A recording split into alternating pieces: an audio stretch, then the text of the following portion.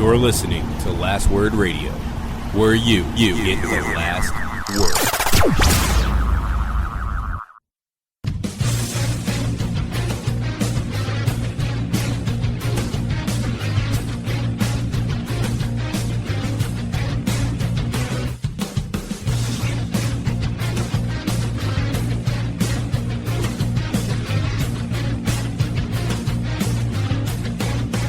Welcome, ladies and gentlemen, to another episode of Running Wild Podcast. I'm your co-host, Rich. Alongside me, as always, my co-host, Runz. Yes, sir. All right, we got some big news this week, ladies and gentlemen. Finally, after weeks of promising possible developments, we are now broadcasting under the Last Word on Sports radio channel over on iTunes. Also, we will be associated with the Wrestling to the Max network, which is available on iTunes as well. You can find the Wrestling to the Max network on Facebook. And when you're looking that up, make sure it's Wrestling and the number 2 the Max. Our Twitter has gone a little bit of a facelift, and our name over there right now is Running Wild LWOS. I'm really happy about that because now when I spell it out, it's not because I pronounce things oddly, but really only because that's actually how it's spelled out. So yeah, and the WAS, I don't know, how would you say that? It would be difficult. Just from my personal end, I mean, big shout outs and thank you to both Last Word on Sports and Wrestling to the Max for, putting us on and liking our podcast enough to be associated with them. So, makes it all worth it, I guess. We also expanded how you can listen to us. So as usual, you can find us on iTunes and on SoundCloud under the Running Wild podcast. But you can also find us now on Stitcher for all you Android users out there. Our email is still the same, though. It is runningwildpodcast@gmail.com. And this week we do have 2 emails to read, so definitely. What a week in wrestling, and this is a big week for wrestling, a big week for the podcast. This is exciting. So where do we even? How do we even start this? All right, let's. I guess we can address the rumors and the injury first. All right. So, first, John Cena tore his rotator cuff, I believe, and that's the same thing that Sami Zayn tore, and that was, almost a year now, Sami Zayn? Chad Pennington too, right? Well, but how long has Sami Zayn been out? Do you remember when he hurt himself? Has it only been a couple months? I don't feel like it's been that long. I feel like it was over the summer. I feel like it's been you're gone probably for 5 right. or 6 months. All right, so 5 to 6 months. So SummerSlam probably is when he'll come back. He's a freak, but SummerSlam makes sense. Just take time off, get healthy, and just come back 100%. So apparently it says, from what I'm looking at on the interwebs, that Sami Zayn got injured around May 5th. All right, so 7 months, and he just came back. Mm-hmm. All right, so with pain. So if you're watching Breaking Ground, well, yeah, but they said that's just normal. So SummerSlam. Wow. So no John Cena for the next 8 months. WrestleMania, Money in the Bank, even though, whatever, and potentially SummerSlam. I'm on the way home, right? I was thinking about this, and the thought crossed my head, right? That, the thought was, is John Cena essentially my favorite wrestler, right? Because, it is so enjoyable to root against him. Hi. It is so enjoyable to root against him and, want him to lose and all of that. I don't know. I really was wondering for a second if you can look at it that way. I mean, I can tell you that back before the dark days, before we had the network, Yes. and you can only pay, and you now pay $9.99, by the way. I used to pay for every single pay-per-view. Oh, absolutely. And I'll never forget, I can't remember the name of the pay-per-view, but the match where it was the We've talked Cena, about this. The Fatal Four-Way. Michael, the Fatal Four-Way. And, Cena wins after he gets super kicked in the face, landing on, I guess he landed on Edge, or was it Orton? I forget. I think HBK, actually. I don't know. He super kicks him, right? I don't know. Maybe Edge. And I was so furious. But, I mean, at the end of the day, the reason I watch is to get emotional eventually, right? Like we paid to watch John Cena lose, and he won every single time. So we kept doing it. I mean, we went to Royal Rumble, and the Royal Rumble is the best ever, because I don't, like, if you think about it, let's say Triple H would have just won, or somebody else would have just won. It was supposed to be Big Show, like, coming in at 30. Yeah, we would have been like, okay, that was dope. Like, at least it's not Cena. But would we have walked out as into it? Like, I had a as into the sign event that said, "Thank God Cena isn't here." My friend had a video of me just, like, sitting down, just cursing. I was like, what? Really? This guy? Ugh. Do you remember the little kid? There was another event we went to where yes. there was a small child obviously backing Cena, and Cena got, like, thrown through the door of JBL's limo, and I never had more fun. Or it was definitely one of my top 15 moments of chanting, like, Cena's dead! Oh my God, Cena's dead! He brings me enjoyment. Like, my anger towards him winning, it makes me laugh. It literally makes me happy. Like, I own cups with his picture on. Like, it is enjoyable. I love to drink out of it. Just like, fuck you, Cena. It's... it just brightens up my day. So I'm going to miss that element of it, but this is there has never been a better time to say, okay, we have to make some stars. And with WrestleMania around the corner, there is really no better way to do that. This might be the most exciting. Every year, I get more excited about the beginning to the road to WrestleMania than I do anything else. Like, I don't care about I don't care about New Year.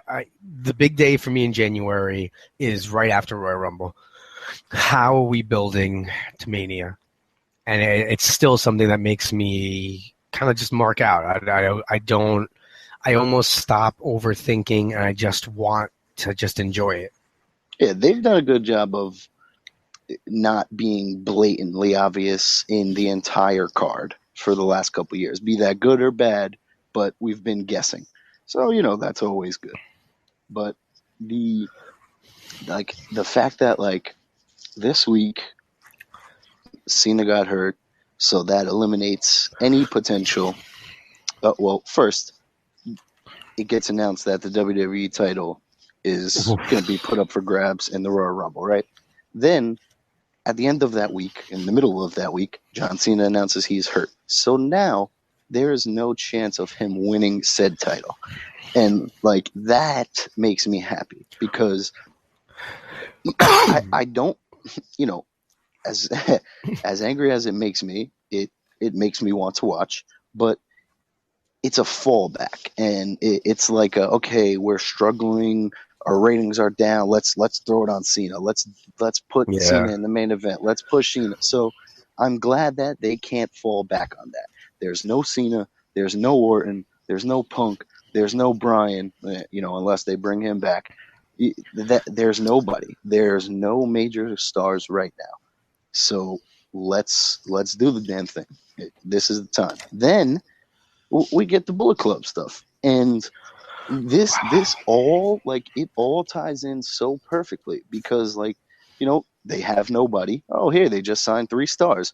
Who have a great 4 stars, who have a great association with your most up and coming star in development. Like it just fits so well. I saw somebody write calling them the Japanicals, and but doesn't it kind of feel like, right? Because I mean, when's the last time that they had 4 established stars coming over? And if they're smart, I don't think you send them down to NXT and do some. I think you bring them up as okay. I don't. I can see them. I don't know. Like Nakamura is 35. AJ Styles is maybe at 40. 38. Okay, so 38. Gallows has been there. Machine Gun has been wrestling forever. Like these are 4 guys, like you said, established stars. Like they know the deal. Maybe they go to NXT to get accustomed to the entrance and where the cameras are and that stuff. But I don't know, because them debuting with Balor on Raw or something like at WrestleMania, something like could be a crazy moment. And if they come out at NXT, yeah, it's awesome, but it's NXT. It's not the main roster. All right, so I mean, clearly we have contact when we're not podcasting, but I don't know if we've ever had this much contact about wrestling. Well, that's not true, but literally every day we've had a major news story. It's just the only. So look, I agree with the Cena, idea that I'm glad that he's not going to possibly win the championship. Yes. Although, and I know this is probably just not true, but the idea that this could be like a crazy swerve. Yeah, right. Like the only thing they can do to trick us now is to lie about an injury, right? Yo. Like, okay. Imagine. Hold on. Okay. Cena's at the Royal Rumble, right? And like he's gonna present the winner with the belt, and like whoever wins, Roman Reigns wins, and like Cena comes in the ring and he's like, "Oh, by the way, I'm the last entrant," and throws out Roman Reigns, like, and is just like, but it would be great because he turns heel. But what a moment that would be. It would. My head would explode. Yeah, I don't know what. Like, we would have to call out of work the next day. Like, hey, John Cena turned heel. I'm not. No, like maybe a week. Well, I'm not sure if I want to comment on taking off after Royal Rumble, just because there's this possibility that that's out. Whatever. You know what? I'll admit it. Yes, if John Cena is not hurt and he comes out and wins the title at Royal Rumble, I'm not at work the next day. Mark it down. Maybe because we killed ourselves. I don't know. But yeah, I mean. But other than that, I mean, it's incredible. It's terrible that he was out. Yeah, like I don't want to see. I never wish an injury on anyone. Like you don't want to see that. Well, Tom Brady, but yeah, whatever.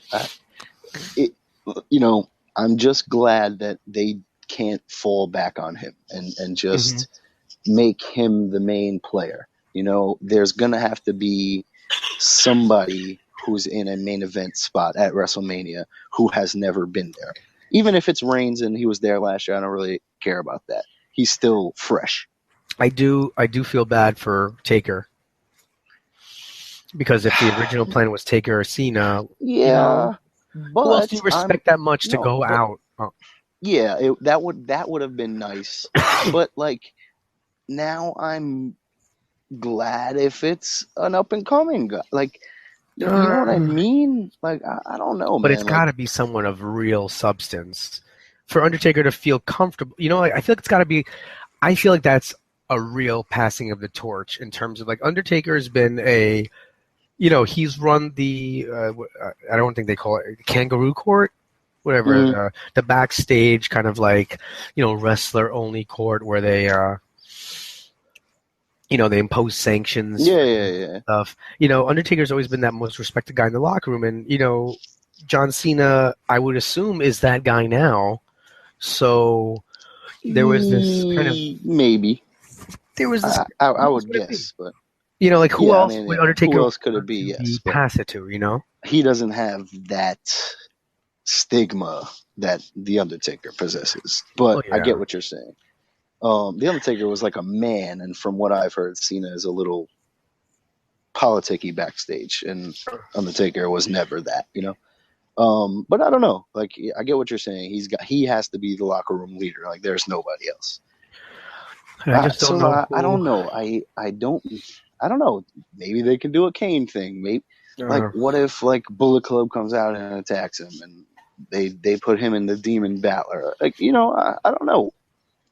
Muhammad Hassan finally makes his long way to return. But that'll be interesting to see who they put with him. See, now, I just want to. We'll talk about this now because we have to.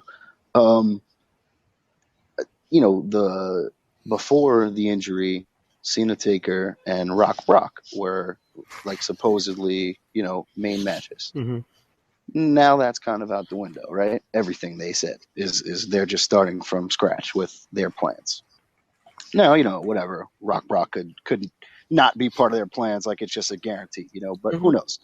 But what if The Rock comes out, after the Rumble or something, The Rock comes out, hey, it's great to be back, and then Kevin Owens comes out and fucks him up. Kevin Owens can lose to him at WrestleMania, that's fine, but it's going to be a great match, and they've had interaction on Twitter, so they have like a mutual respect, like for years before he was even in WWE. So it's not like The Rock would be like, who the hell is Kevin Owens? It just crossed my mind because, like I said, we have to make new stars, and wow, what a better way to make a new star. You don't think there's enough time? And maybe I'm just holding on to this because of my affinity for one former El Generico. But you don't think there's any chance that? No. See, this is when I thought of Rock Owens, was when I was like, okay, they have to put on a crazy card for Mania, right? Now they have no main star, and they have 100,000 people in the arena. So they have to, like, it has to be like Wrestle Kingdom or like the craziest ROH shows where every match is just dope. And they have the talent to do that. They really, really do. So they just have to give them time. So then I was like, wow, do you do Owens and Zayn just because it's going to kill it? Yeah. Then I was like, wow, but like Kevin Owens is getting to another level, and they're steadily building him. Like he got elbow dropped through a table this week, but he had an awesome match and beat Neville. So it doesn't really matter, I don't understand the elbow drop through a table, by the way. What do you mean? Well, I've just never, and it's not just, I've never understood why it hurts more to be laying on it while someone lands on you. Yeah, I mean, like you're just going to the floor. When you're getting slammed through it, Yeah. I get what you're saying. You're going through it. What, oh no! Now you're on a table. Yeah, you just go straight down to the floor. It looks cool. His knee. It looks really cool. It does, and I've marked out when Shane O'Mac has done it and things like that. But it always made me laugh that okay, so you're jumping onto the guy through a table. I don't. It hurts you more than him, right? Although I think they addressed that a couple. They said that once, but I still have a problem with those freaking long ass TVs that they have to pull out. Although Owens makes it. I thought thought he was gonna be the guy when he was pulling them out on Monday, and one of them got stuck. Yeah. I thought he was gonna be like, "Why the hell do we still have these things?" I wish he would. Even when he pulls them out, I felt like he did it with such purpose on Monday. His disdain, right? He's really just pantomiming that extra that he's struggling with it slightly, and he just really angry and slams them. I just think it's and this is where I think it would be a great spot to put him against The Rock. Just have The Rock come out, have everyone think it's going to be Brock, and just let it be Kevin Owens. Maybe Kevin Owens, I don't know, maybe eliminates him in the Rumble. something, and just let him kill him the first time, and then whatever they go at it. Now, I know that I'm not. Let's see, that 19. I know I'm not 10 anymore, but I was very excited about the announcement at first about the Rumble. Now it's like every day I feel like I seesaw on how I feel about it, because I don't know if I want it to be the Roman Reigns show. I don't know if I want him to come out number one and, overcome the odds and win it. Because there's always, my favorite Rumbles are always the ones there is a sense of mystery. And the 92 Rumble, now Which I know I'm currently watching right now. I was 10, so I don't know if I was as smart to the business. All right. Well, first of all, I wasn't. I didn't even know it was fake. Somehow, yeah. I don't think you had access to the internet either. So. Like, I was legitimately, I could not believe that Ric Flair was there at the end.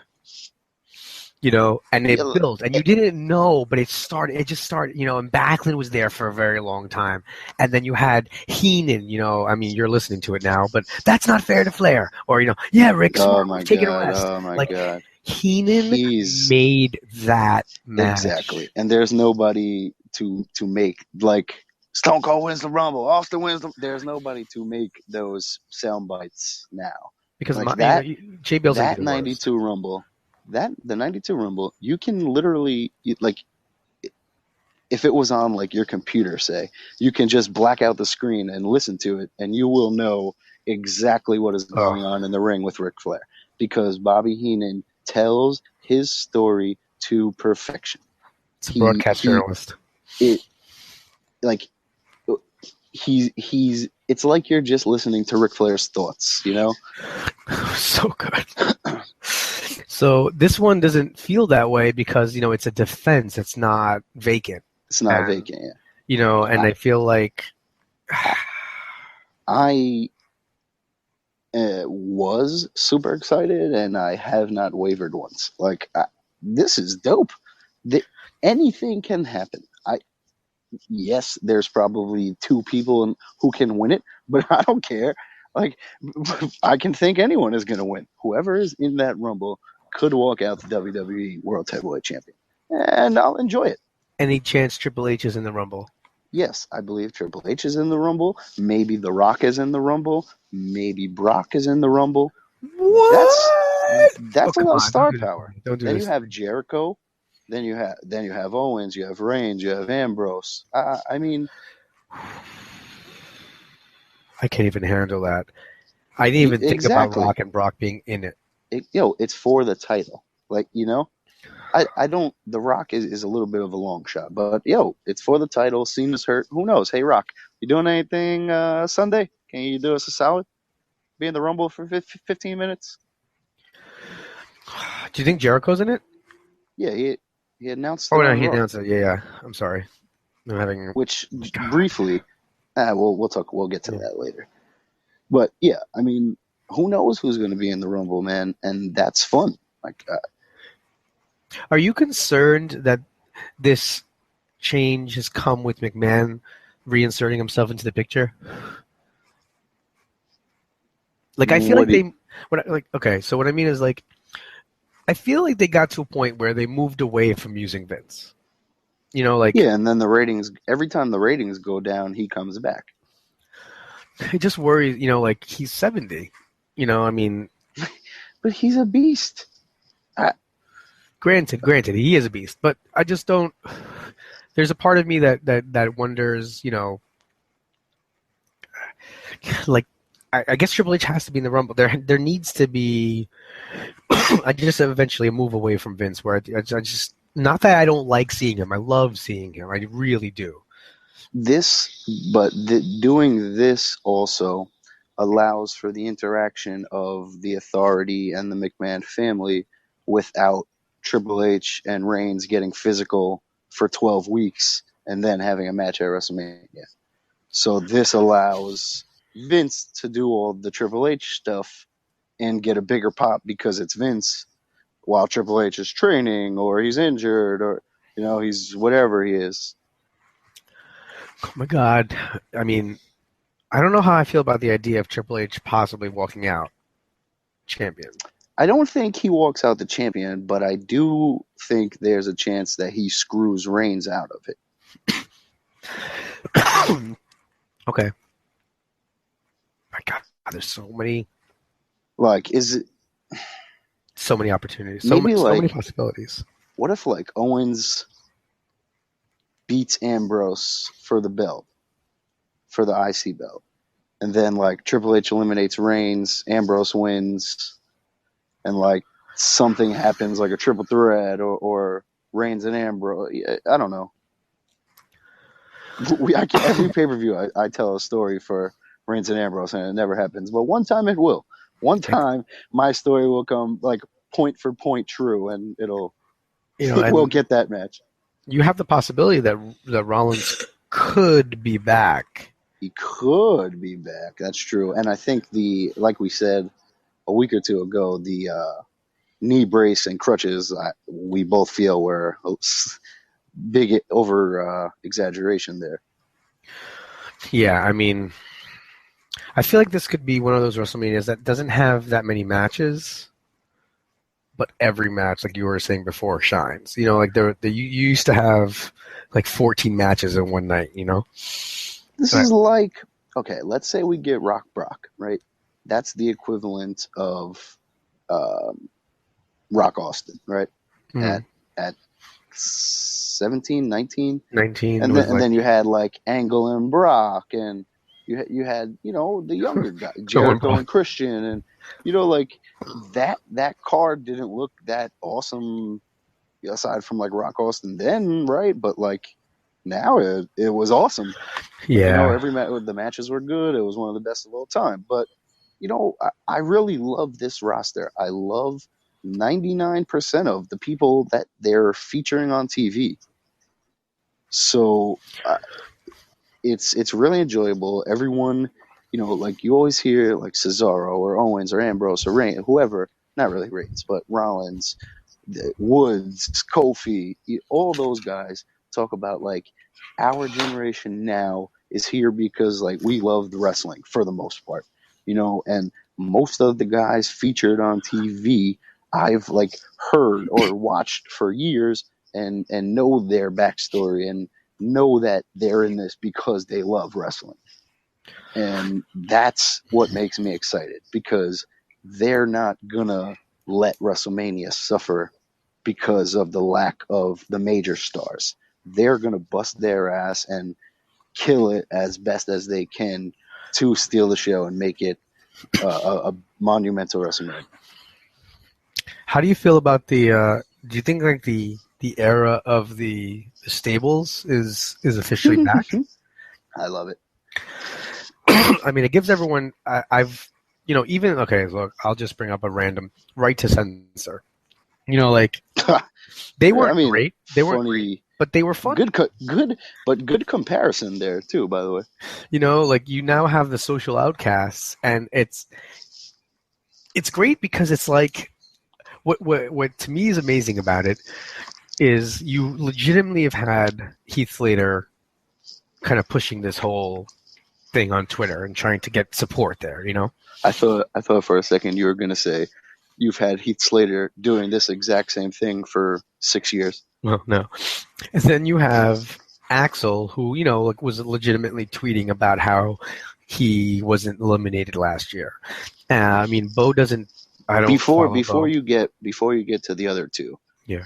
I do not like the other two. Like Slater and Axel, amazing. Bo and Rose, I would be much happier if it was Sandow and I don't know, somebody else. I see what you're saying.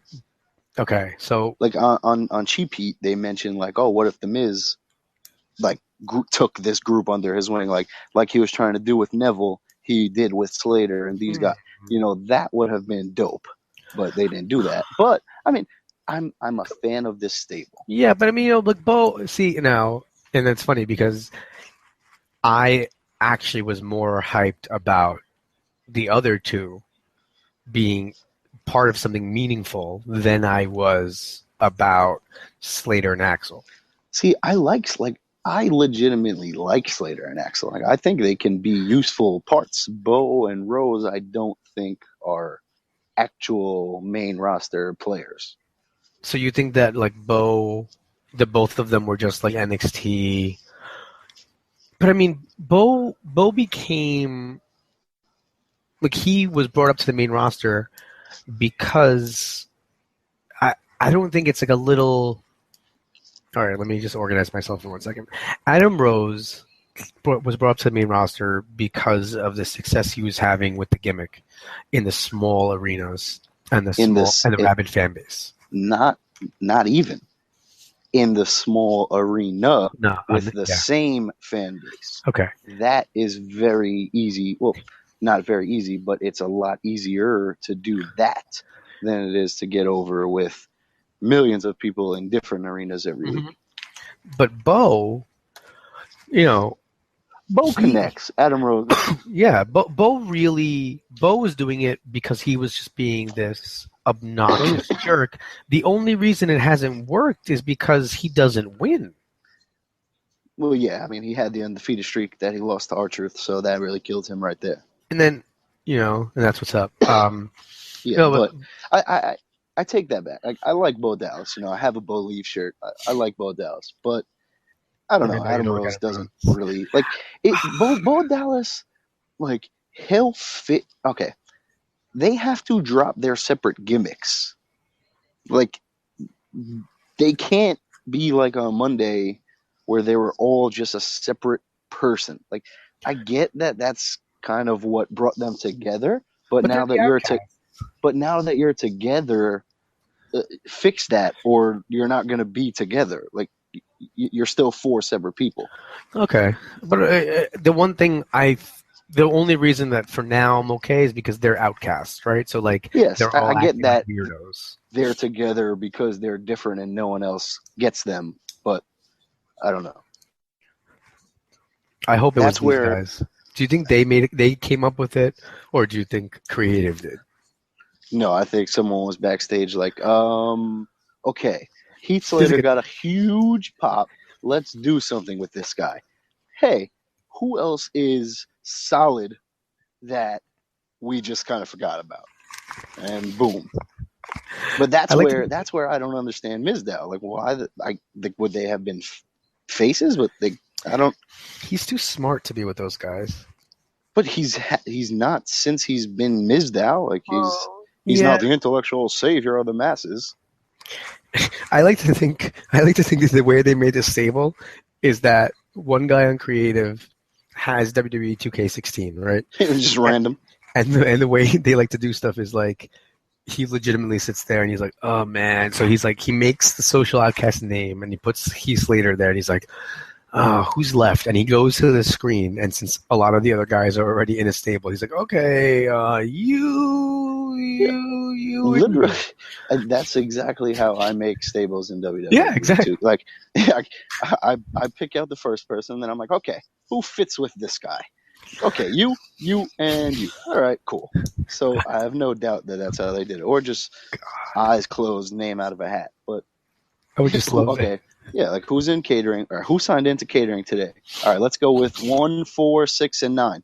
All right, Bo, you, and you. All right. Oh, it's so good. But I mean, hey, I like 3 out of 4 of them. I'm glad they're going to get a chance. This is something. This is a shot, and let's see what happens. I mean, I really, really, really like Heath Slater and Curtis Axel. So hopefully they can make it succeed. Or at least get a tag team out of it or something. Speaking of 3 of 4, I don't really understand. Am I the only one who's bothered that the league doesn't come out together? Well, like, where's Barrett? Why? Even if he's hurt. But he can't just be outside? But like, maybe he had to go to the doctor or something this week because he's been there and like he's been in matches where he literally hasn't done anything. But then when it's time for the beatdown, like, what is he going to do? Like, he can't run out there and just stand there, Just put him in like a cart like Zeb. I don't know. Yeah. It doesn't bother me because I know he's hurt. So like, and I like that they're all independent until need be. Like I like that, they're not always around. So you might forget about one of them or something like that, and then a run in or the attack afterwards or something like that. All right. Where else what should we jump into? So we got the title, we got the signings. I mean, all right. So we could talk about Jericho coming back because that was some other big news from this week. I felt so bad for him. It felt like nobody cared. I didn't care. Like when Chris Jericho was in WCW, I went to WCW with Jericho 3 Goldberg 0 sign. Yeah. Like I bought a Monday Night Jericho shirt, like that was my dude. I loved him when he came to WWE. Like I love that guy. But since like after Jericho, maybe like when he's been coming and going, like I don't like him. Like I legitimately kind of dislike him. I don't really want to watch him anymore. I didn't want to watch him because he decided that it was okay to wear a dress vest with that. Okay, I understand rock and roll people do something that's cool, right? But I don't think even if you had washboard abs, it is inappropriate to wear a dress vest that is like a midriff so that your like paunch is just like hanging out there. And I could not, I don't know what to say about this. I could not get over it. Like I just kept seeing his stomach sticking out as he was talking. And I was like, just button the jacket or something. Like, I don't know. Do something to get that away. I don't know, man. Like every time he comes back now, it's kind of the same shtick, and it's the same Jericho. Maybe if he has some new tights, I'll be more into it. I don't know. Right now, I'm not like when New Day did the countdown, right? And then it switched to Jericho shit, and for a second I was like, oh, okay, that's cool. And then, like it was like time was like going super slow. Like when it hit 3, I was like, oh, that's weird. Why did they change? Oh, all right, that's cool. They just count. And then I was like, oh, wait a minute. Yeah. These are familiar. And then boom, Jericho. I was like, oh, I was like, all right, maybe this will be fun. And then I tuned out and I literally didn't even listen to the rest of the promo. I mean, I thought the promo was good. I liked the interaction with New Day. It did feel a little. Maybe part of it's difficult because we know that he's openly said that he's not there to put himself over anymore. So it's like, that he's not. I mean, other than the fun I like watching him lose to the young guys. Like, I'm glad that some superstar veteran does not have a problem. Like, hey, yeah, I'm going to make that guy. I'm going to make that guy. I'm going to make that guy. That's awesome. But I don't know. I don't know. He just doesn't click for me right now. Before I forget about tights, have you seen the reports? I've seen pictures, actually, of Del Rio with the long pants at house shows. Nah, I haven't. Yeah, like it was something like right before the Raw that I went to, so 2 weeks ago. He actually was like in those tights, like in longer tights. And then, Raw came on and he wasn't in them. And I mean, the look is nice. I just don't understand why they're not going with it. Yeah.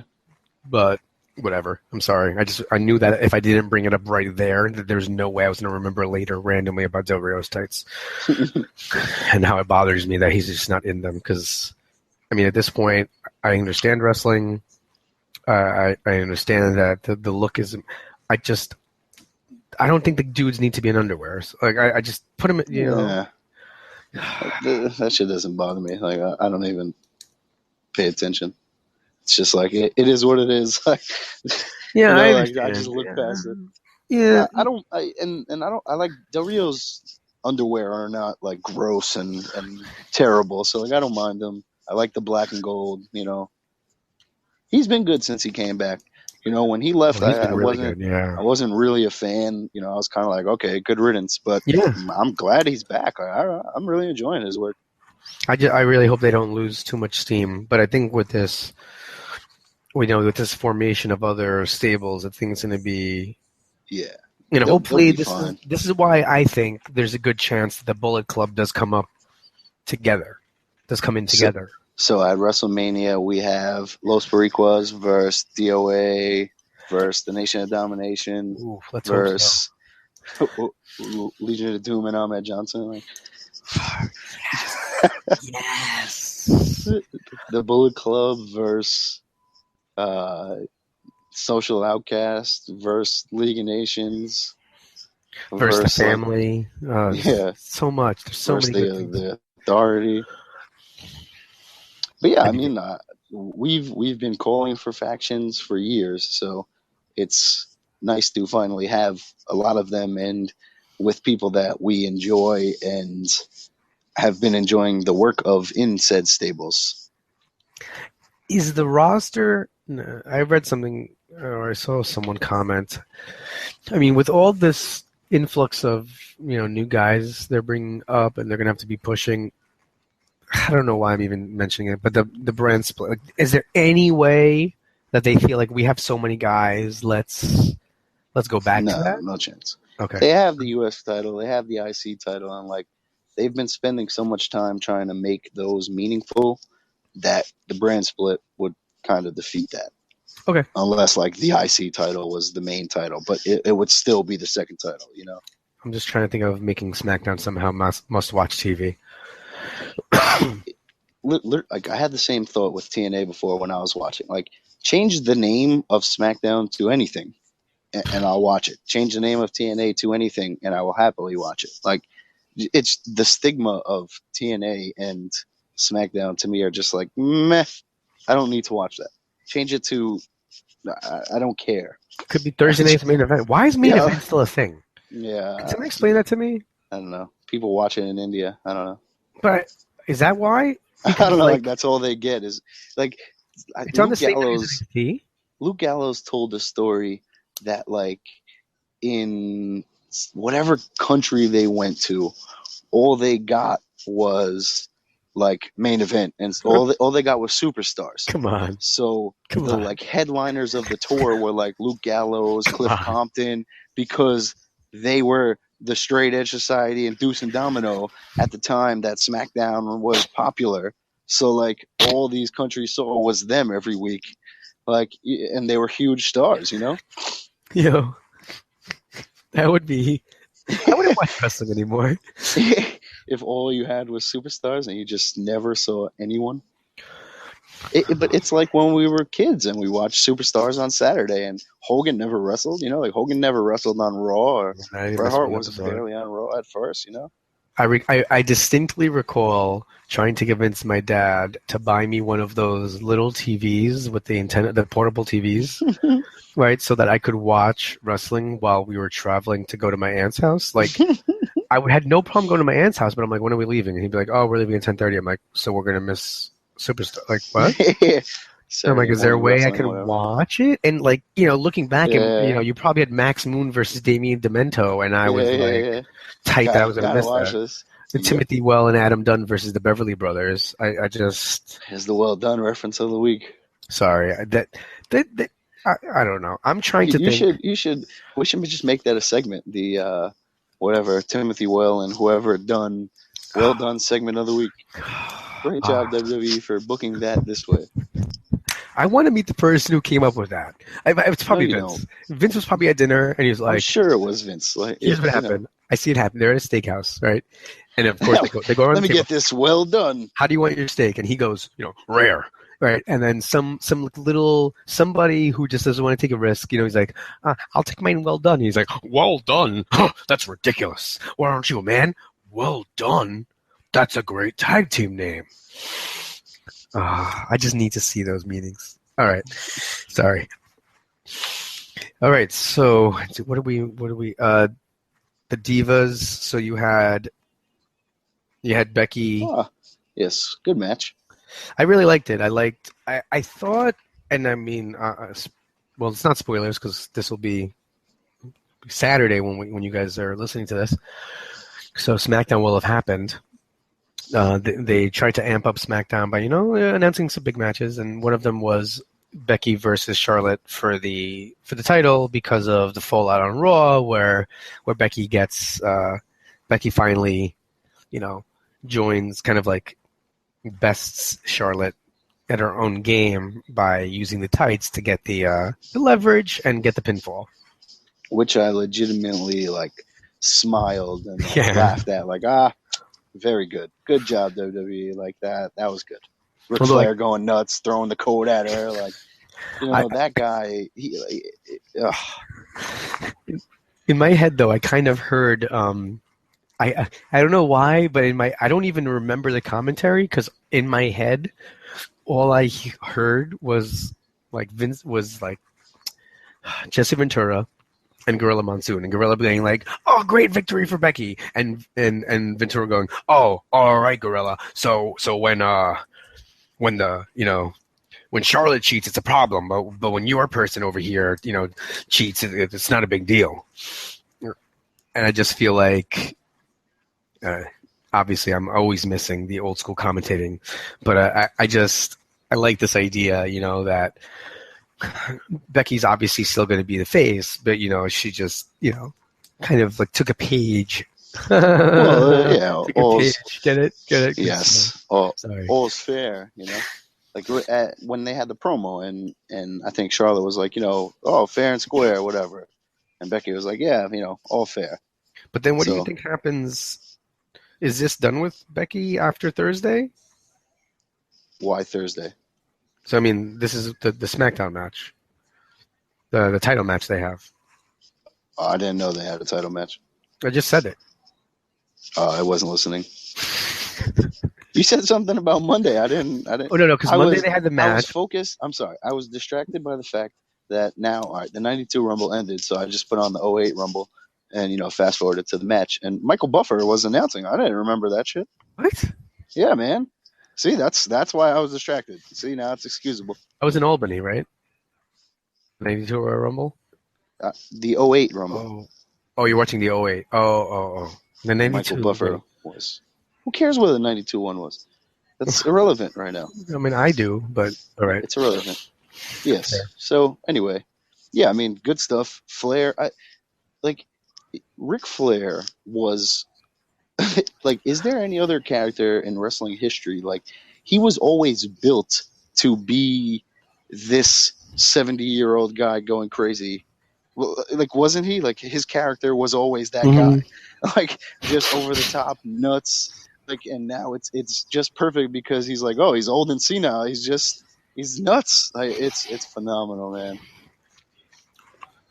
So basically, on Thursday, Charlotte defends the belt against Becky, and Flair interferes. So what the hell? I was gonna watch it. Well, my apologies. I'm kidding. That was a joke. I don't even know. I am gonna watch it because I want to hear more Ronaldo, and I want to watch. Yeah, I'll give it a shot on USA. Mm-hmm. I watched TNA, so I'll watch SmackDown. So, is there anything else from Raw? Let me just do a quick search. NXT was another best of. And obviously, if I'm searching, it doesn't bode well for what was. Yeah, we talked about Owens and Ambrose. We talked about the title. The main event. So, where we had Reigns and Sheamus with Vince as the ref. I mean, good stuff, good spots until the end when Vince just chose not to count the 3 and call out another ref. Yeah, I don't know what they were thinking there. It doesn't really make any sense to me. No, zero. Somebody must have missed. I mean, if someone's getting fired, I feel like. Not really, but someone missed something because Vince wouldn't screw up. Vince. Yeah. I just, maybe Stephanie was supposed to call someone down and she missed her spot. So then Vince motioned. But I don't know. It was weird because he went to take the spear, right? Or the Superman punch or whatever was coming. He had to stand up.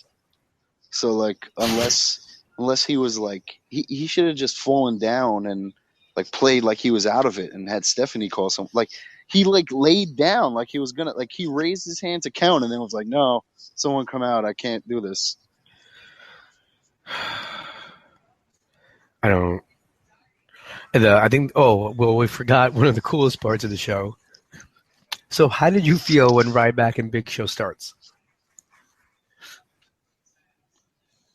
I literally, like whatever I was watching on the laptop, I immediately just put full volume and started watching.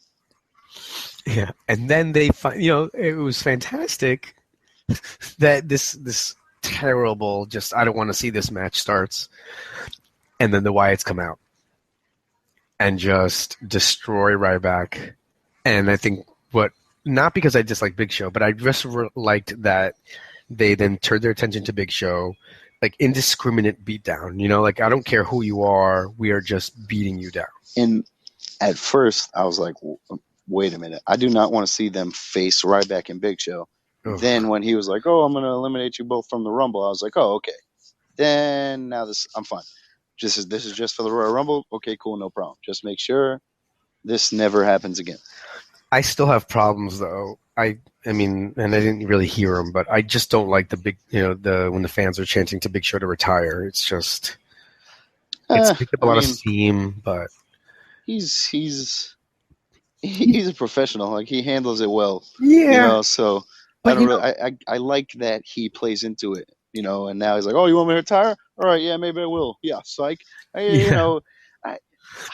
Show is entertaining, but he's just hard to watch wrestle. I know, but for me, it's just I don't remember ever hearing anybody else. Like yeah, well, maybe maybe I'm not remembering WCW Nitro from for 3 years, but I've just never been. At least I've never been part of a crowd that is telling the performer to retire. Like cheering against someone is one thing, but telling them I never want to see you perform, again because I'm sick of you, to me is stepping over the line. I don't know what line that is, but I guess the line is, and God bless the fans, but I think the line here is we're part of the show, right? We're not just really there observing, and you obviously root for one person or you root against them, but I think at the end of the day we still appreciate everyone's performance, kind of like the way we started the show talking about Cena. We dislike him as a wrestler, we don't want to see him with a title all the time, but we can appreciate what he does. We respect it, we appreciate it. But now I think if Big Show had a match at WrestleMania and came out the next night and said, I'm going to call it a career. I don't know that you think people would outright cheer that? That's what I'm scared of. That's what bothers me. Oh, okay, yeah, all right, thanks. Yeah. What actually bothers me is that they would cheer. I think wonder if WWE would just keep it kayfabe and make it so that happens, or just not care. Like when Batista left. JBL too. Or JBL. When he lost to Rey Mysterio and then he just quit and but that was comical and it was supposed to be cheered. So unless they make it like that, like you said, then that would be a shame. But we'll never do that. So whatever. The only thing we missed, you had we talked about the league. They wrestled the Usos, who for all. I used to not care about the Usos, and now I enjoy when they're in a match. Yeah, I was fine with it. Like we said, I like Del Rio. Rusev has been nothing but good. The Usos have been great since they've came back. So I think, and this bodes well, not well, but this goes to show what some time off can do, because we didn't see the Usos for a while. Mm-hmm. And now they came back and they were in a good feud with the New Day, who we like, and now it did them some justice. They're fresh. They're okay. Cool. The Usos are exciting. They're quick paced, and it helps to be away from the screen for some time. All right. Well, that really does it for Raw. NXT, like you said before, was just another one, a best of, which I don't know. Did they announce? I put it on and I was excited, and then I was like, "What is the deal?" And I was kind of kind of upset when I realized it was a recap. Yeah. I mean, and it's funny because obviously the network, I love rewatching old matches, but you need time and space, and I don't want to watch the Kevin Owens Sami Zayn match that I just watched 2 months ago.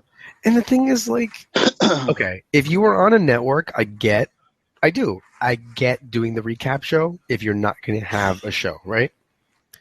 But if you're on a network, like a whatever cable network, but if you're on a network that like people are going to watch, it's not like someone's going to go, oh no, NXT's not on this week. This must mean it's never going to be on again. I'm not going to tune in anymore. Like, and I get the on Raw, you don't want people to just DVR it and not watch it and blah. Okay, I get that. But NXT, people don't watch that shit live. Like it's taped.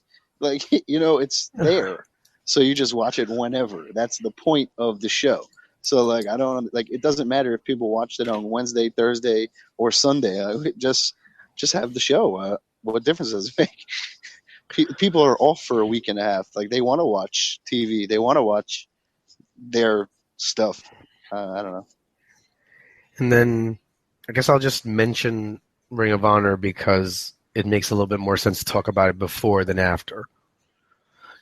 But, Ring of Honor this week was a taping from December 19th, which was before the big Wrestle Kingdom show hosted by New Japan over in the Tokyo Dome. Which we will get to. In this episode, you still had Donovan Dijak, who since, I believe, if I've kept up everything correctly, is no longer part of the House of Truth. But there, he was still part of the House of Truth. And then the show basically ends with Elgin and Lethal. Oh, go ahead. He's not part of the House of Truth on upcoming episodes. It's not like it happened at a pay-per-view and that's the other thing. So it's their other shows are still taped. So whatever. It's not like there's going to be shows where he's still with them when he's not really or whatever. Yeah. All right. Fair. That makes sense. But it's weird to watch the build-up of Elgin and Lethal when you've already watched Elgin and Lethal. And what I don't. Okay, so NXT does tapings also, right? And obviously airs episodes that have happened weeks in advance. I just don't understand why Ring of Honor can't schedule it better, or maybe you get what I'm saying. I feel like, why am I watching the December 19th show after you've been hyping this big paper? I don't know. I don't like my problem is not, I realize, with it being taped. My problem is with them not rolling it out in a way that makes the taping feel fresh when I put it on. Or when I have to wait till Thursday because I don't have a digital receiver. It just wasn't before. When was it? When was it on? So what it was is that it was taped December 19th. It was on yesterday on Comet, and it came out on the internet today on their website. But see, it's on Saturday. On Sinclair Broadcasting. Yes. So it is live, or it was before Wrestle Kingdom, where it airs originally. This is the replay that comes on because Wednesday. they even had their year-end show for last week's episode. Yeah. So it's weird that you have your year-end and then you have a show that's before the end of the year. Yeah, well, Wrestle Kingdom wasn't their show. They just had a match on it. So I guess we should just, right? I mean, we'll talk about TNA really quick because it's only 2 things. Oh, okay. So I watched the last hour because I forgot. I knew it was on, but I didn't remember to record it. So I remembered late, and it was on from 12 to 2. So I was like, oh, dope. And I thought I remembered recording it at 12:08, but it started at 1:08. So I don't know what happened, but. So I only got the last hour, but literally that's all I needed because it was some whatever stupid diva stuff, and then it was Michael Bennett, and I was like, well, this is dope. This is kind of what I wanted to see, you know. And like Maria came out and like cut a decently good promo, you know, the first lady stuff, and you're all going to be wishing for a miracle or whatever. And then Michael Bennett came out and he cut a pretty good promo, you know, along the same kind of lines, but like, you know, he's going to save wrestling and it's not like washed up has-beens. And this was a signing that I really, really was a fan of. Like, this is what TNA needs to do is take not, you know, the biggest guys are probably going to wait for NXT, WWE, etc. But the guys like Bennett and on that level, those are the guys you got to snatch up real quick, you know. And Bennett is young and he's got Maria and he's got a good look, he's got a good act. Yeah, I think he's money. And as a solo performer with Maria there to bring the extra heat, you know, who else? Like, it's not like he went to WWE and there's 47 people in his way. There's, you know, like he's the third best wrestler in TNA already. You know what I mean? Like, yeah. So that definitely helps, and it makes it feel important and cool. Yeah, I mean, I'll be honest with you. I kind of was shockingly upset with myself for not catching this last night. Mm-hmm. I just was. It's online, poptv.com or pop.tv, whatever. Okay. They put the full episode. So, I mean, I read the results and it didn't sound infuriating to me like I usually feel like when I read their stuff. I've been telling you for months. It has gotten a lot better. Give it a shot. Well, let's just put this in perspective. I watch. I know Raw. You have a lot to do. I know. You know, I watch. I always watch. But Raw. It's on the computer now, so you can watch it just like you watch Ring of Honor and NXT. You know, there are only so many hours in the day, and then there's Fallout 4. I mean, there's just a lot. Oh, jeez. You can watch it during your lunch break. All right, I'm actually going to openly try to watch NXT. Certain stuff you can fast forward through. You know. Mm-hmm. All right. You know what? Beer money reformed, and you know that's good again. I did see that promo. See James Storm kind of where he belongs. You know, it was a good show. And then you had the title semis and EC3 beat Matt Hardy, and thank God, because I was worried that Matt Hardy would win. And, see, I don't know. I thought EC3 was gonna I didn't think there was even option that Matt Hardy would actually win. Well, so EC3 and then Matt Hardy beat him at Bound for Glory, and then they haven't had a show since an EC3 sued or whatever. And that's why they had the whole title series. And so okay. I didn't know, you know, but like thank God they did, because like Michael Bennett, EC3 is your franchise. That guy is the guy that you need to build that company around. And feed people to him, make him he's amazing. You really need to watch him. He's phenomenal. But I'm so glad that he won, and it was cool. Like before the match, right? Like Brodus and Jeff Hardy came out with their respected partners, and Jeff Hardy was like, I have enough confidence in my brother to leave right now. Tyrus, what about you? And Tyrus took the mic and he said, "Cool," and just dropped the mic and left. And like EC3 turned around like, "Yo, what the hell, dude?" But so it was good that he won on his own, and they've been doing a good job with him. So enjoy it for now. I'll tune in next week. I'll have something to say. Yeah, but it was a solid show from what I saw. So definitely worth I like watching when they go to new channels because they always try and do new things. So they got the Miracle, they had the title match. I feel like this Awesome is Kong was there. Beer Money is back. What?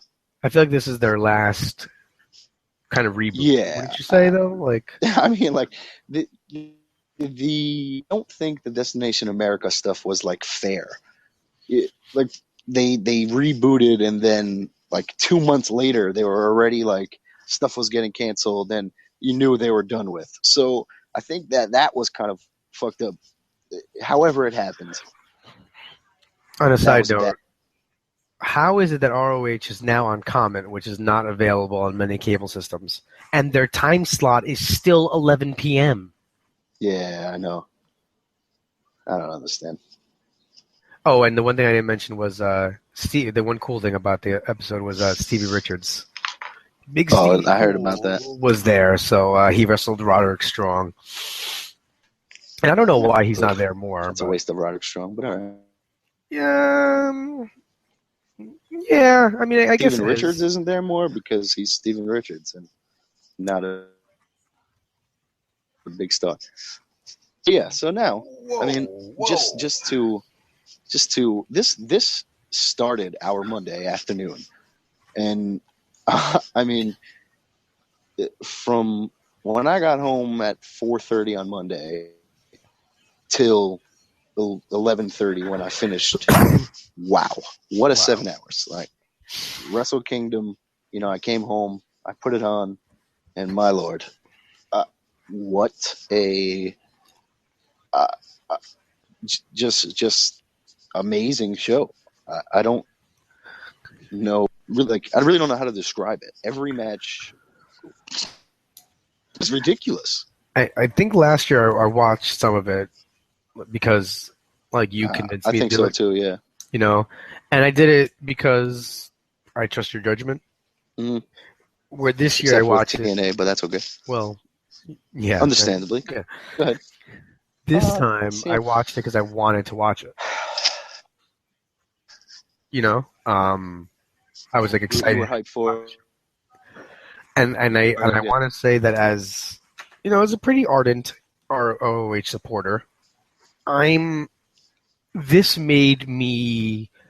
I don't know if in past episodes, one of my biggest complaints about the ROH shows was the random New Japan guys. I was just gonna bring that up. Finally, it worked in your favor. And now I'm like, oh, wait a minute. I think I'm gonna be okay with these guys. This guy. I know this guy. Oh, yeah. I hated Takanashi Watanabe. Like, oh. And I mean, so I guess we can just kind of run down the card. So the pre-show Rumble match. That's phenomenal. I loved it. So once I got to watch it in English, you've got Liger. I mean, you don't need to run through everyone. Well, no, I'm not running through everyone. I'm just running through the guys that I like. Liger came in, which I was, I popped for. Just the Japanese legends, like the Great Kabuki. Are you kidding me? What? I know that can't be the same guy, is it? He was. I texted you this. He is the grandpa from Three Ninjas. That's what he was. Like he was just like old and slow, and like you could tell he was like kind of hunched over. He couldn't do anything. Like that was ridiculous, man. Who looked worse in a Rumble, him or the Iron Sheik when he couldn't walk to the ring? I don't remember Iron Sheik, so I'll go with that one. The gimmick battle royal at one WrestleMania. Oh, okay. I still don't remember it though, but I know the event. I just don't. I can't picture him right now. I don't know if I popped any. Like I legitimately was like Yuji Nagata. Yeah, because I think Yuji Nagata was ill, and the other guy was ill. The guy who was in TNA for a while, not TNA, WWF, right? Like Hiroshi Tenzan or whatever. Like, or like so. I think he was around, or maybe in a couple Rumbles or whatever the case. But Cheeseburger was the highlight. I mean, like Liger, like taking a liking to him, and like holding the guys while he slaps the chest 50 times, and the guy doesn't move, and he just gets tired. Good stuff. Like, see, it was even better, right? When I watched it in Japanese at first, because I can't. In the morning, the night before, I opened the New Japan World, and like I had the page there, and I had it on the schedule, and I came home and I just clicked it because I didn't want to like go to the home page and see. This guy wins and blah, blah, blah. Okay. So I just clicked it, and I didn't know that they had the English commentary for the show, as we talked about. But so I was like, all right, whatever. I'm watching this in Japanese. And when Cheeseburger came out, right, his music hit, and they were like, who? And they were like, Cheeseburger? Oh, what the? Like, it was, you could just tell that they were like, who the fuck? What? Cheeseburger? It was awesome. Phenomenal. Listening in English, one of the great treats that I felt was having Yoshitatsu also on commentary. He didn't know anything. There were times where they'd be like, "What's his style?" And he's like, "I wrestled him once. He was a good kid, and now he's not." Like And I was it like, was, it that's not his was, style. What are you talking about? it was cool when like they were like he would be like, oh, where did they get the name Red Dragon? And then like Kevin Kelly told him, and he was like, oh, okay. Like you could tell he was just, he had a question and he asked it. It was good. But I don't It understand. Like, reminded was me he of just there like, because he was Japanese and yeah. like, uh, I mean, he was uh, supposed. There were times where Stryker was trying to lean on him to inform about yes, these guys, and yes, he just didn't have anything to add. yes. And then it got to the point where they just were like, okay, we're just gonna like talk through you. Have you ever listened to WrestleMania 2? I know it's not one of your favorites. Probably. Because WrestleMania 2, they were so spread thin Yeah, yeah. with Oh the my God, the commentating commentators that were horrible. that they had like random Hollywood stars who didn't know what they were Yes, talking about, and it yes, almost felt like that way, yes, you yeah. know? Didn't they had like a blonde chick, right, with Vince, and she would ask OD questions. Yeah, yeah, I remember that. Yep. It Like, was oh, just who's this big guy, Vince? Like, yeah, yeah, yeah, yeah. and it just felt the same way. I mean, although it was funny because you expected these celebrities to not know, you thought that Yoshi would know a little bit more. Yeah. Like, like when one time they asked him something like about AJ or something, and he was just like, "Oh yeah, when I come back, I'm gonna get the Bullet Club. I'm gonna come back and I'm gonna defeat these guys." Like, something is just like, "Wait, what? That's not. Wait, that wasn't the question that they asked." But all right. But And then, whatever. That didn't take away from anything. no, in Clearly, the first match, I mean, Uh, I don't even know. there are no words to describe it. Four of the best tag teams in the world, four of the fastest moving, highest flipping tag teams in the world. My goodness. The Young Bucks, Ricochet and Sydal, Brad Dragon, and RPG Vice. Kudos. Kudos to you, gentlemen. I mean, And like Cody Hall that's being there, and also he's ill. he's He's ill. I think he can be really good. And I love that right now these guys, and this was another thing that goes hand in hand with the guys like love wrestling thing. These guys are going to ROH and New Japan and Mexico and Lucha Underground, wherever, and then coming to WWE. So it makes it that much better, you know?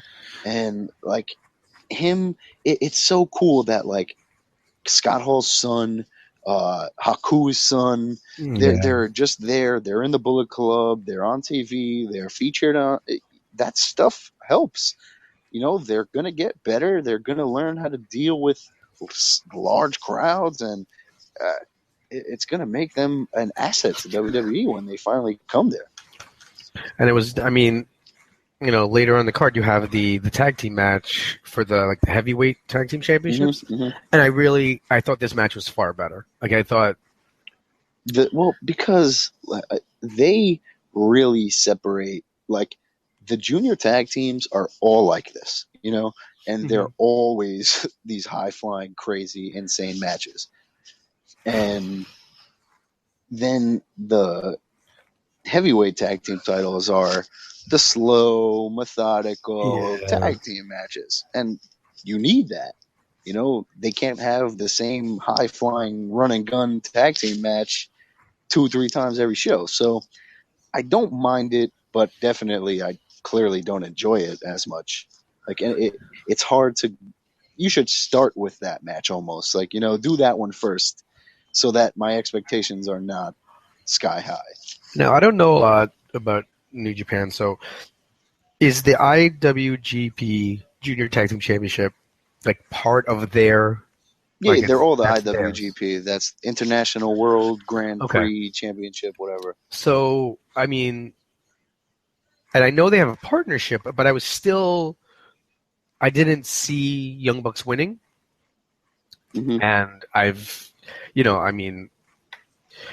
remember the first time I saw these guys, you were telling me about them, and I was just like, man, these guys are just freaking click ripoffs, and it was annoying me. Now I just love them.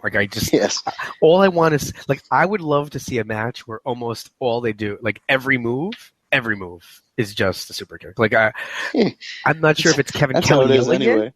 Like Kevin Kelly, Steve Carino yelling. yeah, they make it for like super kick Marty. Like Yeah. that gets me super into it. So I was It's really into just this that match. it's like it's the fact that it's so over the top, and it that's what makes it good. Like, if it was just like if they were trying to cover it up, then it would be super corny and all that. But the fact that they're just like, fuck it, let's go. That's what makes it great, and And it's going to be interesting to see now that like the entire Bullet Club is gone. Yeah. What are they going to beat? Right now, it's Kenny Omega and Tama Tonga, Cody Hall. Not much to go on, and the Young Bucks. But They're also so going to be like what I wrote about this week is also how I think this will elevate the Young Bucks also, big time, if they decide to keep it together. well, they're already like megastars. You know what I mean? Like the Young Bucks are already made. Like there's nowhere for them to really go. They're not going to be singles wrestlers. I don't know if they can win the heavyweight titles. Like I don't even know if like they allow that. I think Like Kenny Omega had to announce that he was moving up from juniors to face Nakamura for the IC title. Yeah. Like he had to like it's a big deal, So I don't know if they can really be heavyweights. Fair. I Plus, thought why would they want to be, what I thought it was also smart, just from an international perspective as a viewer, and of course, my original disdain for not knowing these guys, the Japanese wrestlers or the New Japan wrestlers, was this match didn't require me knowing anybody like outside of who I normally know. Like That was the beauty of this entire show. Like there was, I don't know, 9-10 matches on the card, and 4 or 5 of them were like all Americans and people we know, and like even Styles and Nakamura, like Nakamura now, you know the Okadas, the Nakamuras, the Tanahashis, and those guys are the guys that are fuzzy because they're not in ROH, but they were all people that you knew, you were familiar with, you knew their repertoire, and you know that they're gonna kill it. And that's the beauty of New Japan right now, and was the beauty of New Japan, because now they're mostly gone. I was But- a little sad about Go ahead. the 6-man tag though. Like, how did you? I felt a little let down. The Tama Tonga, that one? Yeah, it was first of all shocking to me that Yeah, I just what? Like, why would the Bullet Club lose and not like why would the Briscoes and that other guy, like, they're not together, they don't know each other, like it's just random, like, but I guess it makes sense for the collaboration that they have. But do you think it always has to be? Does it always have? Now this is another thing I need explained. Why is this the Never Championship? I don't know. It stands for something. Okay. I'll look it up. I'll look it up right now. But the only thing that doesn't make sense is like now the Briscoes are going to have these and promote them in ROH, right? But is the other guy going to be there? Or like what? Why are they going to carry around 6-man tag titles when they're 2-man? That's the weird part. I think the reason I'm asking about like where it originates from and everything also is, do the Briscoes bring it back and then lose it to somebody else who's more ROH-y? To sound like you know what I'm saying? Like, do they now lose it to an ROH trio and it stays there for a while? They lose it to the Kingdom-esque, not exactly. the Kingdom. But Yeah. I get what you mean. Never is New Blood, Evolution, Valiantly, Eternal, and Radical. What?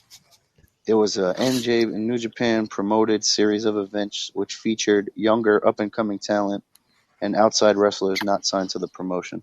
Okay. So that's where the New Blood and Evolution and all that comes from. That's pretty cool. I knew it was something. All right, so I like my hope for that is the only thing I got out of that match is hopefully that this allows some guys in TNA, I mean not TNA, in ROH to team up and take the titles and you know And do maybe, something. yes. And now what I also was made a lot more clear, right? Like when I was watching the show and Gallows and Gunn lost, I was like, well, what? But now that they're leaving, okay, that makes total sense. Oh, Nakamura, Styles, Gallows, and Gunn are leaving. Yeah, we can use the Briscoes. Yeah, let's keep them over here for when we can, you know. So they need fresh American blood to keep that going, I think. So now this presents a great opportunity for ROH to send more guys over there and make more stars for themselves and New Japan at the same time. And that's the dope part about this is, you know, two awesome companies are basically like one awesome company, and you're getting it's like Raw and SmackDown, you know. I think this is a big year. I think that ROH could really, and you know they're doing more West Coast shows. You know they're visiting more arenas than they do in the past, and I think they really could overtake TNA this year. I think they did already. Like I don't even think that's. I still think TNA gets a little bit more. There's no way TNA makes more money than our. Like they haven't even had shows. Not money way, but I just mean like. I don't think if not money way, I don't even think it's close because popularity wise. But go to the dirt sheets. What I mean is, like, when you go to the dirt sheets, you don't. It's harder to find the Ring of Honor news and results. You know what I'm saying? Like TNA is still getting that like second billing, and I feel like this could be the year where the Ring of Honor results have been more prominent. But I think it's also because their shows are more spaced out and stuff like that. Like there's not as much news coming and going as it is with the big companies and corporations. You know. Like TNA is its own thing. Like Ring of Honor is its own thing, but it's owned by Sinclair. You know, it's not owned by like the person who like created Ring of Honor. Like you know. Yeah. Okay. But yeah, so I mean, now looking back, the results make a lot more sense of this show. You know, but the undercard was dope. Nothing we really need to talk about, unless you wanted to talk about. But Lethal Elgin. Yeah, so Lethal Elgin, Styles Nakamura, Okada Tanahashi. I mean,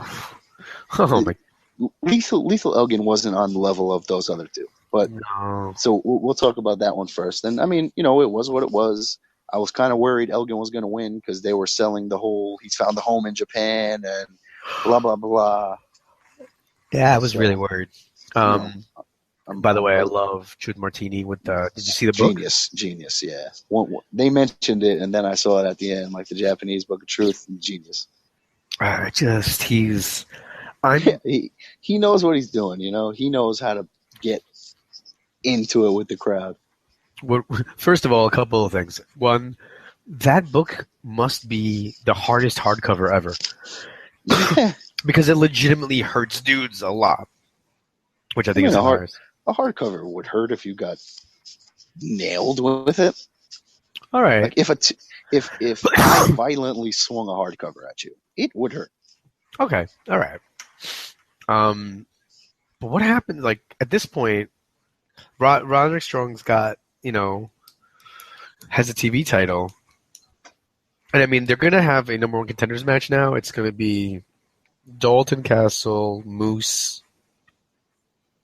Oh, God. Not knowing the other two is a big deal. Not Adam Cole, not O'Reilly. No. It's like a weird group.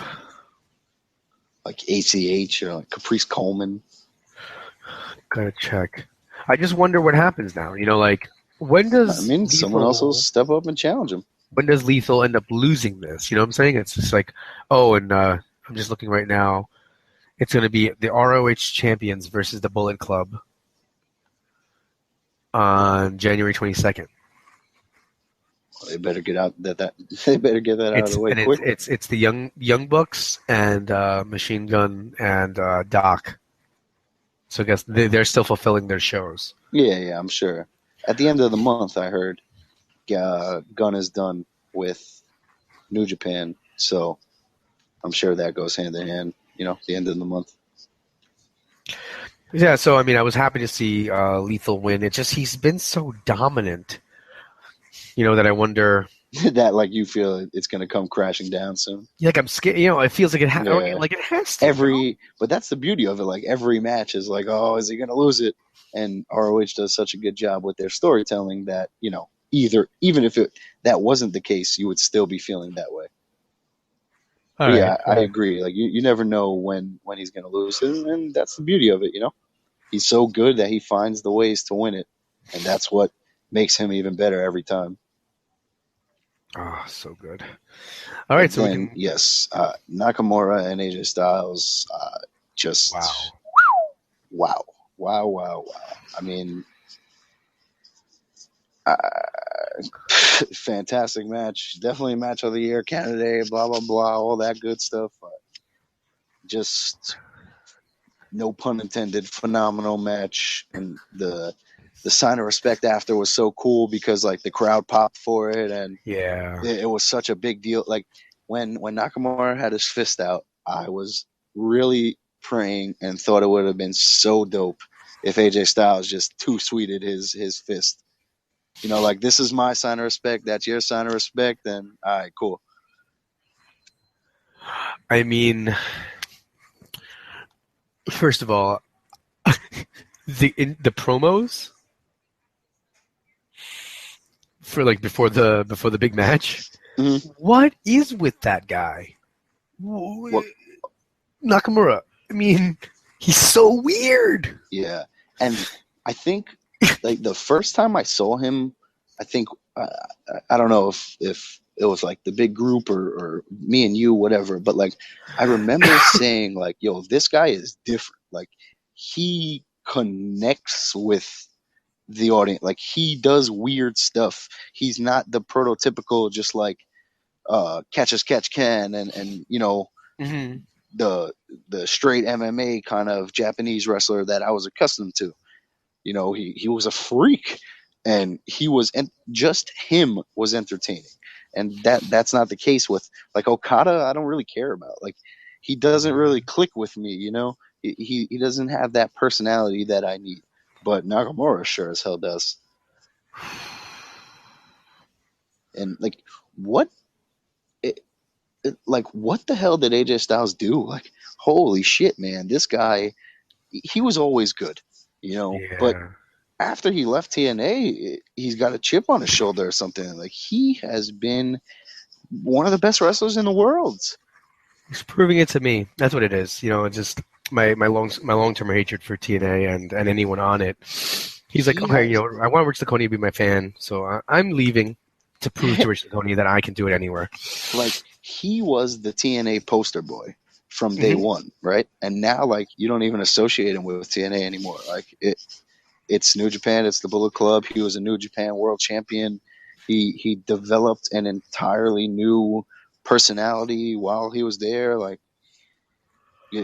Again, kudos to him, man, because again, he made me a fan too. I liked him certain points in TNA, but and they mentioned this on Cheap Heat, and I totally forgot about it. Remember in TNA when it was Fortune and he was Baby Ric Flair? Wouldn't my God? What if him, Charlotte, they start dating? He's just Baby Nate or something. I don't know.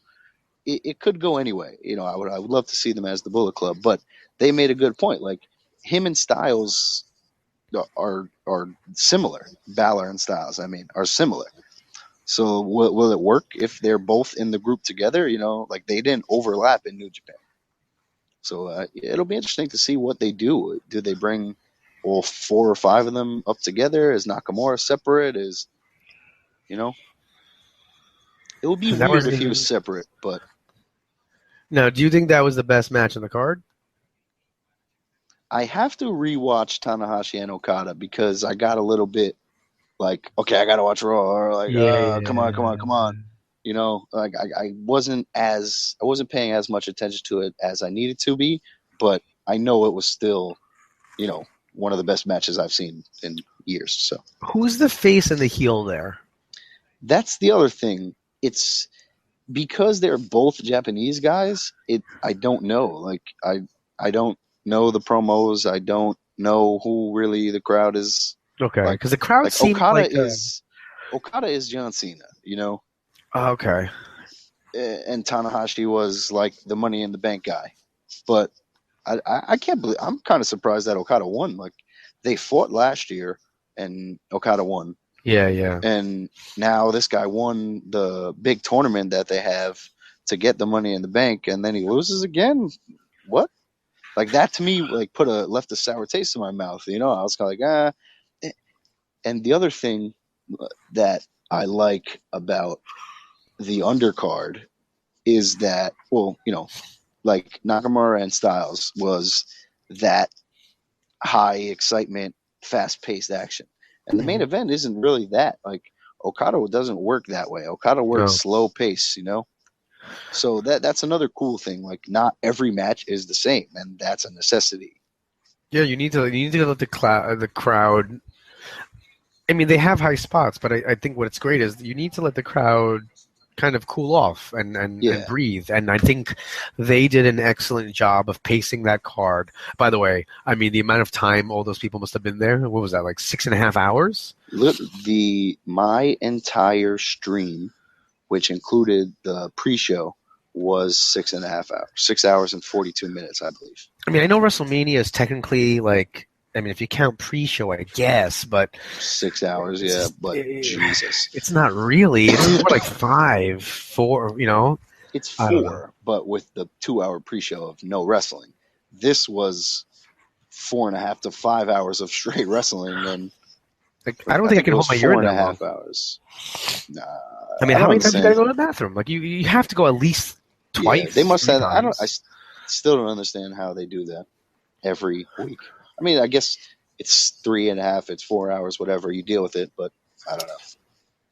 Never, like, no one ever in the history of wrestling has had to drop a deuce and leave the announcing table. That's right, the commentators. I was just thinking about myself. Oh, well, I mean, you can piss when you're in the audience, you idiot. Well, yeah, but I don't like missing stuff. You know, I don't go to the bathroom a lot during these events, but like this is like. But yeah, I mean, the commentators, I don't understand. Like, I don't know, man. Like there was one time on Raw when like Jerry Lawler just wasn't there for a couple matches and then he was back. Man, maybe that's what happened. I don't know. Sorry, Vince, I really got to drop a deuce. Yeah, like, hey man, like, yo, I really got to go. Like, we got to do something. And so you know, like Okada he's officially been signed to show up. So ROH's 14th anniversary show is going to be, if I remember correctly, it's February 21st. Okay. And they've already signed like a boatload of guys announced that these guys are showing up. You know, so Okada's going to be there, and I think Tanahashi's going to also be there. Mm-hmm. You know, I told you about the Bullet Club. That's the 22nd, though. That's not going to be that far. But a lot of the New Japan guys, or at least the bigger names, are going to be there. And now, like I said before, though, I'm like, okay, I'm cool. Like I don't mind. I just want to hear them. It's tough. I mean, I know they don't. You know. I just hope they do more storyline with it and not just like we're here to wrestle, we're gone. Yeah. But see, it's different like going to the show and seeing all of them and being like, damn, this is super ill, as opposed to like week to week it being like at the pay-per-view, at a show, a live event show, whatever. Like you don't need the storyline per se. You know, like you don't need the promos, you don't need that kind of stuff. But like the week-to-week show is where that stuff is developing. So for those guys to be there, it really puts a damper on your like hype to watch the show. Yeah. You know, that's what it really is. Like it's because you're expecting to see the stories and stuff come out of the Raw and the SmackDown and blah, blah, blah. But that's just not how ROH really operates. And I know, you know, Ishii's going to be there, Tanahashi's going to be there too, and I'm going to be okay with this. I'm going to like enjoy just watching the action. I'm excited about this 14th anniversary show. It's I don't know. I think 2016, and I don't want to exaggerate because WWE is always going to overshadow it, but I really think it's going to be the year that ROH really goes forward. Well, 2015 was the year of wrestling. Like Lucha Underground, ROH got on TV, TNA was on a new channel, and doing better things, and like PWG was around, and PWS was popping up on TV, and New Japan is around, and New Japan is on Access TV, and all these. There was like 8 wrestling shows, like that you could potentially watch on TV. And amazing. That is crazy. And now 2016, you're going to get 4 potential, a couple of potential superstars and a couple of good, just awesome workers in WWE. You're going to have an influx of NXT guys depending on the injuries and status of some of the veterans. Jeez. You got TNA on a new channel, hopefully for a good amount of time, with EC3 and Michael Bennett and guys that they're starting to develop there, Drew Galloway and a couple Camacho and Eli Drake and those guys. Then ROH, as always, New Japan is still big. 2016 Global Force is coming around, so you will definitely will have some interesting stuff going on, and that's all we can ask for. If you can make my wrestling watching better, then I'm all for it. Whatever it takes. All right. We have our 2 emails. All right. So let's see. The first one is from Frank. Frank says, "What's up, guys? Just wanted to get your opinion on WWE." He says, now, mind you, he sent this 5 days ago, so there's been a lot of news. He says, he thinks it's kind of terrible right now. He feels that they're rushing through the storylines. I have to also add the caveat that Frank is a merchant marine, so he's often away for a while, and he can't see everything. He is also your former bodyguard that you paid to turn on his best friend, correct? Yes, that is correct. Actually, the email is signed Rich's old bodyguard, Frank, yes. Big Sexy Second. He is your bodyguard that you paid to turn on our most frequent emailer. Yes, correct? Yes. Our Chris, our most frequent emailer, Chris from Los Angeles, when we used to do our in-house wrestling, I was the heel. There were no heels. Nobody was a heel. We just wrestled each other. But I understood very early on that I could not win by myself because I was smaller than everybody and not as powerful. So I decided that I would pay. This is about 6th grade. I just wish I was old enough to be around, because my God, like the thought of I can see you doing this stuff, and it is hilarious, man. I wish it was on videotape. I wish there was books about this stuff is just phenomenal. It all came to, so basically Chris beats me for the championship. I'm upset. So I don't know what to do. So I ended up offering him $20 for the belt. And he agreed. So now I have the belt. So I called myself the Royal Champion. And obviously he was not pleased that he just beat me, sold me the belt, because he thought we were just being, we were friends, and I just wanted to have the belt to have it. I wanted the belt so that I could say, well, guys, he says he beat me, but I have the belt, so clearly I'm the champion. And now I know he's going to come after me, because why wouldn't he? So I go up to his best friend and I offer him the large sum of $5 a week to back me up in this. And, I got myself disqualified. I got myself counted out every time. One time I actually let him pin me after a time limit match where he had to beat me within 10 minutes or he didn't get the title. So I just let it go. But like all good wrestling angles, unfortunately, Frank did double cross me. Actually, there was a great time where I forced Frank to wrestle Chris. And as Chris tried to make, hey, we're friends, we shouldn't do this, he briefly turns around. So I ran behind Frank and pushed him into Chris, making that Frank attacked him. And they, that stayed for a while. But then eventually all good things come to an end. And I smelled I smelt it coming. I knew that this turn was coming, and Frank's friendship apparently rose above, and he refused to take the money, and they were double teaming me until I had my secret weapon, my younger sister, come in and catch him across the shins with one of those, those yellow wiffle ball bats, the really hard plastic ones. Yep. And I also at that point had come to possession of the old WWE belts that were actually, they were hard plastic that they sold. Yeah. All right, so it was this hard plastic, and I clocked Chris with it. Much to the chagrin of my babysitter, who then yelled "Jesus is dead" a couple of times, which was fantastic. Eventually, I did lose the title because the heel should lose the title, but definitely made for some epicness. Yeah, so thanks for the email that turned into a 10-minute monologue that we didn't answer the question of. All right, sorry. No, yeah. He says that he likes NXT better. This takeover specials have been top notch. He thinks it's more successful because they're using the old WWE format of a once a week show and having their takeovers 4 or 5 times a year. And he said that taking revenue out of the question, do we think that WWE would be better if they just went back to having Raw every week and going back to their 4 big pay-per-views a year format, keep the network and have specials from time to time, but put the big 4 back on pay-per-view and let the feuds play out? He said maybe... revenue-wise would be like one of the only reasons to do that, like because you would get pay-per-view money or whatever. But they have too many. The talent roster is too big now to only have one show. Like, not everyone can be on Raw, and you can't only have the same 6 guys feud for 4 months, like what happens on NXT.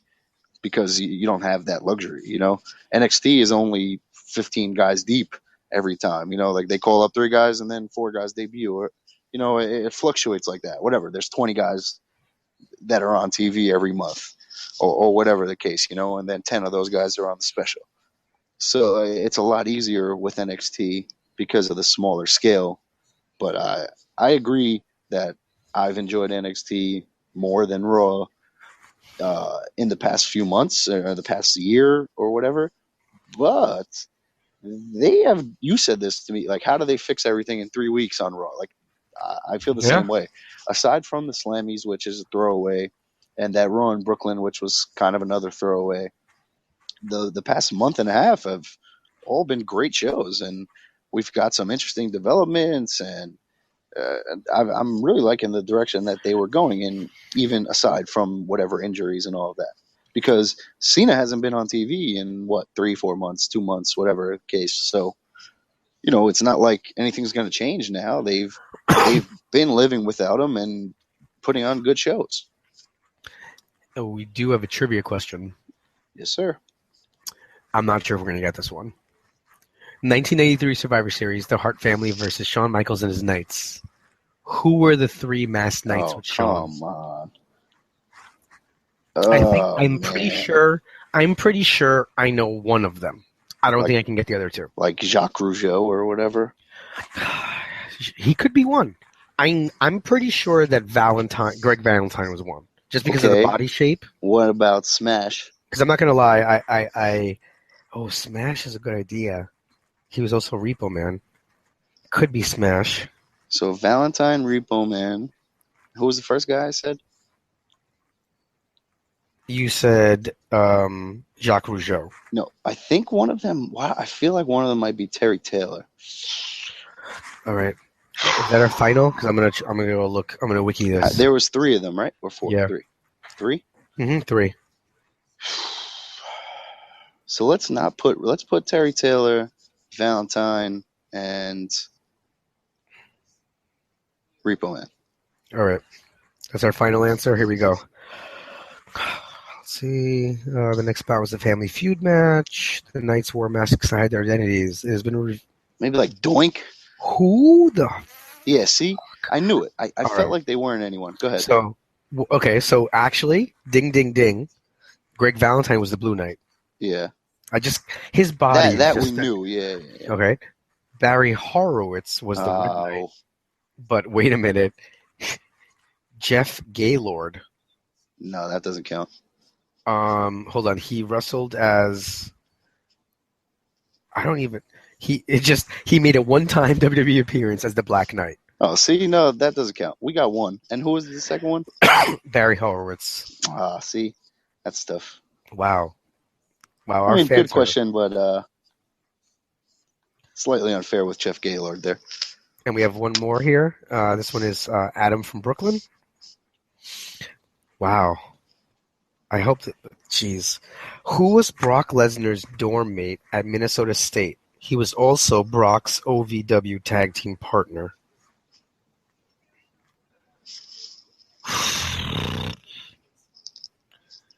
I am not good with It's schools. not Shelton Benjamin? No. I feel like Benjamin was always with. Nah, but Benjamin went to like Minnesota or something. I'm going to go with you because I'm I mean, God, who would? Let's go with Sheldon Benjamin. I'll look it up. You keep brainstorming just in case. I'll tell you if I'm wrong and you can guess. What was it? So Brock who was Lesnar's roommate? Yeah, at Minnesota State, and also his OVW tag team partner. So I should probably just look up the tag team partner, but My God. Shelton's a really great guess. his roommate was fellow professional wrestler Sheldon Benjamin. Nice save runs, because I don't know who I would have gone with on this one. Excellent. Oof. Good thing it's two of us here. Oh, nice. The Minnesota Stretching Crew. That was their name. Nice. That's ill. I don't see them together. Like, I just don't see them. Yeah. It's weird, but that's why I knew it. Because I knew that, like, him and Benjamin are, like, friends or whatever. I knew they had a connection. So that's why I knew it had to be one of them. I mean, I'm going to eliminate Jeff Gaylord as being a we got one out of two. So, I mean, we're still... And like, screw you, because Barry Horowitz, we said Smash, we said, like, we were right there, you know, Doink, Barry Horowitz, yeah, Smash, one of those like, guys under the yeah, mask. like, we knew it was one of them, so whatever. Oh, well. All right, well, do you have anything else? No, not that I can think of. It's been a fun week, and looking forward to the Rumble and what everything else has in store, man. All right, and so let's before we go, let's do our due diligence, and just once again thank Last Word on Sports Radio. We're very happy to be under the umbrella on iTunes. You guys can find us on our own channel on Running Wild. You can find us on Stitcher. You can find us under the Last Word on Sports Radio. And welcome to all those fans who tuned in for the first time this week. And also, please be sure to go check out Wrestling 2, Wrestling to the Max, the network on iTunes. And you can also visit the Facebook page for Wrestling to the Max and leave any comments. There are very often some interesting wrestling discussions there, so it's worth taking a look at. Let's keep this up with the trivia emails. This is the most we've gotten in any week. So let's raise this number up. And you can send those over to runningwildpodcast@gmail.com and our newly facelifted Twitter account. But, of course, I wouldn't put the question there because then one of our many other followers might answer it. And there, apparently, by the way, our fact checker is laughing because doesn't think that we'll have this interruption on Twitter. But you can find us over there on Twitter at Running Wild. Certainly not Wrestling Wild. Yeah, not Wrestling Wild. Running Wild LWS. LWOS. LS. You don't know your own stuff here, man. Jesus. It's the first time. Wrestling Wild. And then, I guess until then, I just want to remind everyone that you have been listening to the podcast that is just too sweet.